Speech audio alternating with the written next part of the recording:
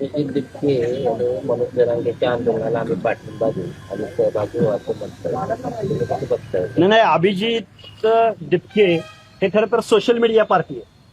त्यामुळं अभिजित दिपकेनी थोडंसं ग्रासरूटला येऊन काम करावं.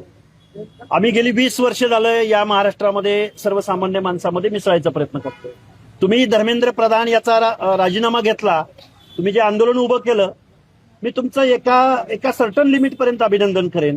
पण याचं श्रेय नक्की कुणाला द्यायचं? याचं श्रेय राहुल गांधींना द्यायचं? याचं श्रेय आप पार्टीला द्यायचं? याचं श्रेय लेफ्टिस्टांना द्यायचं, म्हणजे समाजवादी वगैरे, का याचं श्रेय विद्यार्थ्यांना द्यायचं? अभिजित दिपके, तुम्ही थोडंसं ग्रासरूटला उतरावं. संविधानिक अर्थानं मनोज जरांगेंची मागणी कितपत योग्य आहे याचा अभ्यास अभिजित दिपकेनी करावा.